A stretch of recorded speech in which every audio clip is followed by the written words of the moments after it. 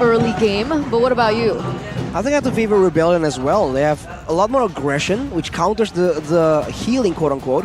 But I am concerned about the late game. I believe the longer the game goes, the more GEEK fam can just show that experience and that precision when they're kiting in and out of fights and waiting for that one moment to really turn the game around. Then I'll be the devil's advocate. I'm going to go for GEEK as we enter the Land of Dawn. Ladies and gentlemen, the final match for both of these teams, Rebellion Zion and GEEK fam's final statements in the regular season to prove that they are the best team here in season number 12. We're going to kick it off with game number 1. Already very different rotations here in the early game with both supports. Actually, wait, a boy's the one who's clearing out this bottom lane in the EXP. Ooh, early clear attempt from the side of GEEK fam. They're trying to make some more pressure for Beloy to just find some ways to disrupt Vincent and his farming patterns. We talked about this earlier, Turna. The rotation and the pathing that these junglers take will somewhat determine how well they can do in that first neutral objective contest. Looking at the emblems though, you have an Inspire in the hands of Nile, so he's trying to be as mobile and as high damage as possible, especially in the early game. Oh, good hook to delay, and the purple buff take. Vincent though caught in the half HP, but will escape. But yeah, I mean the rotations early game, it was all because of the roamer, right? The roamer will clear the mid lane, and EXP clear the EXP, so the roamers have level 2. There you go. Well, talent predictions by the Samsung Galaxy series. It's got to be 2 votes for GEEK fam. It's Eterna and Owawa on the Indonesian desk. We'll see who really wins out, technically, but looking at talent prediction ranking, Whoa! man. What happened? Gani, you are overtaken By CITB. Shevin in the building. What happened? What happened? He's just built different, man. I miscalculated yesterday. Miscalculated yesterday. Oh, no. Every time I predict, I always use a coin. So my coin wasn't having it yesterday. It wasn't the lucky coin yesterday. No. All right, yes. A little switch there in the talents prediction rankings, but here we are. Both teams are fighting for this next neutral objective. Hard guard popped as well. Let's see here, the slow effect will somehow force GEEK fam to reposition, but good hawk for Luke. Force him to use the flicker. Let's see though, the neutral objective take. It's going to be a fall-out fight, but Nile will find the turtle and Vincent gets taken out alongside with Rembo. Nile picks up the kill as GEEK fam, they claimed the kills and the newt. That was a 3-4-0 trade in favor of the GEEK fam. And that's what you expect with the composition that they brought on the table as well. Yeah, they have a better team fight composition. They have more AoE to work with. And more importantly, Rebellion were unable to get any pickoffs before the fight began. So I think it was a bit of a mistake for Rebellion to engage GEEK fam in a pure 5v5, well 4v4 technically, right? A full equal battle. They need to try and look for opportunities before the neutral objective even spawns. Later on in the mid game though, I feel like they have a stronger mid game power spike, and that Angela is definitely going to be a bit more impactful compared to this Rafaela. Oh, flicker, holy baptism now. Hard guard triggered. Let's see though the damage. Oh, heavy crossbow hits hard. Renbu will secure the kill, but take a look at a boy with the flanks. Oh, the bloody hunt by Audi. A boy now with the flicker. Player does not find the kill, but the cover from Rebellion Zion will secure a boy's life. Very aggressive by GEEK fam. It was actually Beloyski who initiated that skirmish in the top side to gain a little bit more favor against Highs in that gold lane with a boy. And both of these players, they're the ones to get taken out, and Rebellion Zion benefit off of that. Yeah, we're just talking about the mid-game power spike. It's only 4 minutes right now, but especially later on, and at about 6 minutes, you're going to see Rebellion Zion really abusing that Irithel-Angela combo, but this is the weakness. Oh, careful, Rembo. Still securing, still holding on to that flicker. See, this is what I thought was kind of a loophole in Rebellion Zion's composition. They brought a Franco who supposedly wanted to go for pickoffs in the early game, like you mentioned before that turtle fight, but they don't have anyone to combo the Franco with. But here it is, already another off! Good iron hook and hunt. Now on the backside, Wilt fall. Veloisky out of the picture. Luke now soaking damage, giving damage, flickering out of the way. But seems like Luke will be taken out. Vincent finding the double. Take a look at a boy caught in the 4-man gank. It's a 3-man taken down. from the side of Rebellion Zion. It's going to be a 4-0 trade as well here. Rebellion Zion going to be able to get this turtle uncontested. That is the weakness of a support roamer, man. You're out of position, you get engaged on, it's almost a guaranteed done deal. And now Rebellion, they're going for more. Oh, purple buff will not be secured by Nile. It will be taken away. Vincent, good engage. Let's look at the gold differences by Ube's gold right here.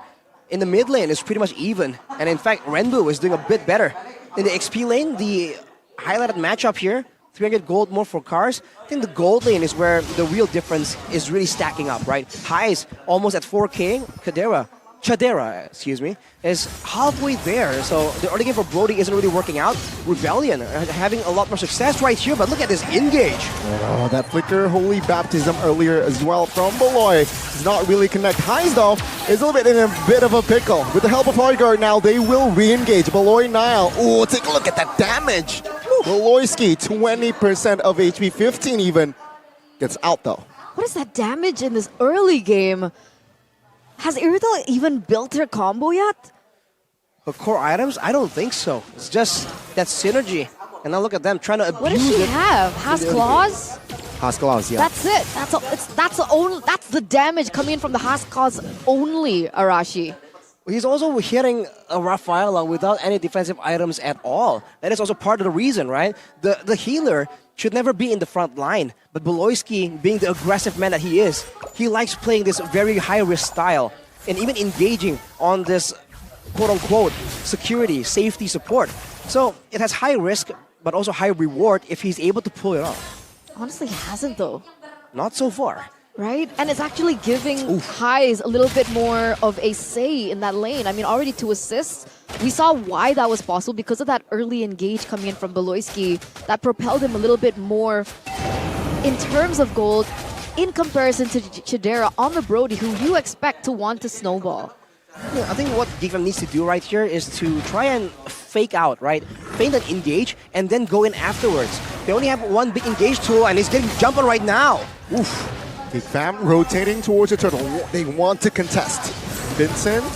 Oh, that holy baptism does not connect. Good onward, good Earth Shatter as well. Primal Wrath popped as well. It seems like penalty zone will low-key be cancelled out. Take a look at the neutral objective take. Vincent finds it. Oh. Suppression connects. Luke gets taken out. That's another kill for Rebellion Zion.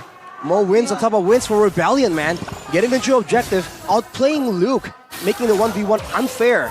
But as I was saying, man, if they engage too decisively onto one person, the hard guard will stop it all. They have to try and maybe fake something out using the penalty zone, and then maybe Beloyski or Chidera can find some way to engage again. Because otherwise, Rebellion, they're on track to snowball even further out of control. But they're working against the clock right here, right? They have to try and end the game before GEEK fam can have a say in the macro department, in the mind games that they're so good at doing. Because you mentioned the late game and the late game outcome that we're expecting from the composition that both of these teams brought. The fact is, Rebellion Zion has a little bit more to work with in the late game because of their gold laner choice. Having an Irital in the late game, that's going to deal a lot of damage, DPS as well, and not necessarily reliant on an ultimate like the Brody, who's reliant on that torn apart memory. There's also the fact that there's an Edith, right? An extra bit of DPS and a great source of magical damage, by the way, which makes this composition so well-rounded. The hook and the hunt connects to Beloy, and that's a free pick off for Rebellion Zion. That's the signature pick for Oddity Z, showing dividends, man. Like we said, Rebellion Zion is just so flexible right here. They can engage using the Martis, the Franco, the Edith. Everyone is a potential threat, and GEEK fam doesn't have the tankiness to deal with it. They have one EXP laner that's supposed to be very tanky. They have an assassin in the jungle, and their roamer is also a support. The only person that can really stay in the front is going to be Luke, and he is at every turn, before every fight, bullied out of relevance technically. Yeah, he has yet to land a efficient and impactful penalty zone. Not been able to do that so far with how much poke that Rebellion Zion has, and the fact is they're standing at almost a 4K gold lead already in the 9th minute of the game, as finally the Lord is going to spawn into the Land of Dawn, so we all know what the focus of both of these teams are going to be. With a little bit of an update here, Vincent level 13, Nile level 12. So it is going to be Vincent having a better advantage when it comes down to these Lord dances. Let's see, folks, what will happen here in minute 10. It's still 72 total kill-wise. Rebellion Zion here holding on. The Lord Dance still occurring, but Mars here trying to open vision as well. The top side here, it's heavily favoring Rebellion Zion. Cars missing the onward. Nile again repositioning. Oh, good hook. And the stun. Luke now taking damage, gets taken out. Vincent finding the kill. Beloyski will be the next target, gets taken out as well. Vincent with the double, looking for the triple. Chadera is going to be the casualty. A boy, good hook. Heisemore secures a kill. And just like that, GEEK Fam only one man standing. That's a 4-0 trade. They're gonna get the Lord as well. As Nile, he has nowhere to run. What is he doing? Is he going back in? He's re-engaging. Oh my goodness, Vincent, go to Retri. Nile here with the Hail Mary play. Does not connect though, but he escapes. Rebellion Zion winning it out on all fronts, and all the while, throughout that Lord dance, the fact was, Renbu on the Angela was able to create a slow push in the top side and was able to just utilize the hard guard to come back into the fray, come back to the team fight, and that is one of the advantages of having an Angela on your team. It's disastrous for GEEK Fam right here. Every single time they're winning a fight, they lost a fight, they lose multiple members and multiple objectives. Usually GEEK Fam are a bit more calculative. Even if they lose out, they'll lose one or two members and then maybe trade for some other objectives. But with a Franco, with the Martis just resetting on the decimation, it's just so dangerous. And this is a chance for Rebellion, man. Everyone's going to be grouped up for GEEK Fam to try and cancel out and save each other from the engage. This is where the Franco from OTTZ is going to be so dangerous to the side of GEEK Fam. He's definitely going to be so dangerous. I mean, I think in the early game we were talking about it and we were like, all right, Audi TZ, that's his power pick. Franco's his power pick. But we haven't seen him find that iron hook to success. But a little bit of warm-up was all it took here in the mid-game to finally find those very important picks that ultimately give Rebellion Zion an advantage when it comes down to these 5v5 team fights, making it unfair, making it a 5v4. And now they're knocking onto the base of GEEK Fam, asking them, how deep do you want the upper brackets? Let's see. Base turret number 1 in the top lane falls. GEEK Fam, they weren't able to do anything about it, but they will secure and save the mid lane and the bottom lane base turrets. Still an important wave in the middle though. They were delaying it a bit, using it now, but with the conceal, it pushes GEEK Fam away, and look at this. GEEK Fam again, another free base turret. Woloski here holding on with that. He popped the flicker earlier, so no flicker for him, but it seems like they will secure and defend the base turret in the bottom lane. So Rebellion Zion here, they're happy. First Lord, 2 base turrets, 10,000 gold lead. Unfortunately, they wouldn't have the turn on the other side, but Luke misses the penalty zone. This could be punished. That's huge, a mistake. Luke gets taken out, and Beloyski will fall surely. He will fall first, and then Luke. Cons finding the killing spree. And it seems like GEEK Fam, their gamble wasn't worth it. Still. It's just a bit too risky, man. Oh, even if Luke landed a penalty zone, that's crazy. There was nobody even close enough to try and follow up on that. 3v5 right here. This might be the end. Say they want to end. Good pull. Chadera gets taken out. Nile next, and Rebellion Zion will secure base turret in the bottom lane first. All structures are taken down. And the base left wide open. A boy flickering out of the way, but the base will be the main target. And the Blue Bulls, they strike first. 13 minutes. Ladies and gentlemen, that was 13 minutes for game number 1, with Rebellion Zion completely capitalizing over their mid-game power spike, steamrolling over GEEK Fam, who I believe had a very messy performance. They weren't given a choice either, man. OTTZ on this Franco. This is what Mirko was technically complaining about. Don't give this guy a support, someone to save people. He is all about aggression. Given his signature hero, he just hooks GEEK Fam out of the first game. Just like that. I think GEEK Fam is forced to recognize that Rebellion